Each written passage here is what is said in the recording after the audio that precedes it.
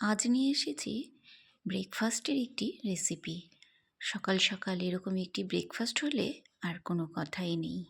ফুলকো ফুলকো লুচি আর তার সাথে যদি এরকম একটি কাবুলি ছোলার রেসিপি থাকে তাহলে তো বেশ হয়।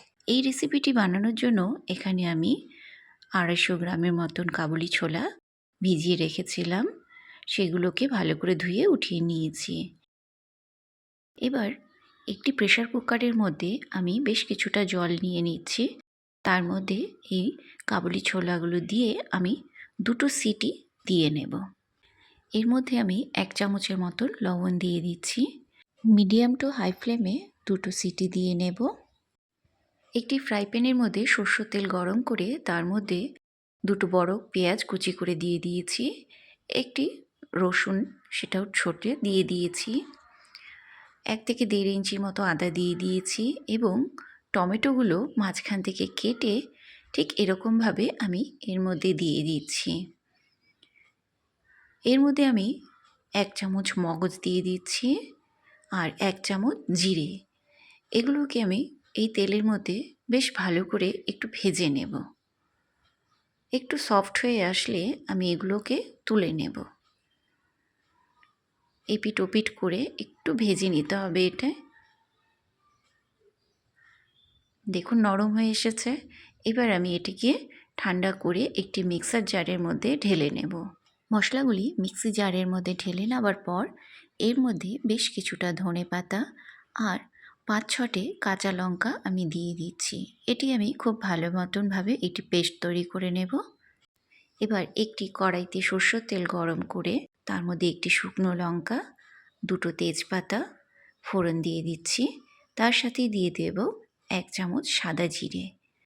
ফোড়নগুলো একটু ভাজা ভাজা হয়ে এলে এর মধ্যে বেটে রাখা আমি মশলাগুলো দিয়ে দিচ্ছি। আমি মিক্সিটা ধুয়ে জলও একটু দিয়ে দিচ্ছি। মশলাগুলো একটু ভালোভাবে নাড়াচাড়া করে নিয়ে এর মধ্যে আমি 1 চামচ হলুদ গুঁড়ো, 1 চামচ কাশ্মীরি লঙ্কার গুঁড়ো, 1 চামচ লবণ আর 1 চামচ ধনে গুঁড়ো দিচ্ছি। তার সাথে একটু ঝাল লাল লঙ্কার গুঁড়ো দিয়ে দিচ্ছি। মশলাগুলো ভালোভাবে সবগুলো একসাথে মিশিয়ে দিতে হবে। মশলাগুলোকে ভালোভাবে মিশিয়ে দেওয়ার পরে একটু আমি ঢেকে ঢেকে এগুলোকে কষিয়ে নেব। 2 মিনিট পর পর আমি ঢাকনাটা খুলে একটু নাড়া দিয়ে নেব, না হলে নিচে লেগে যাবে। ঠিক এভাবে একটু কষিয়ে নিতে হবে।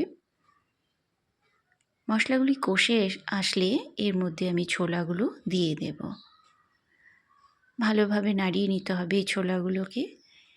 মশলার সাথে ভালো করে ছোলাগুলোকে মিশিয়ে দিয়ে আমি আবারও কিছুক্ষণের জন্য ঢেকে দেব। 2-3 মিনিট ভালো করে আমি এটি ফুটিয়ে নেব।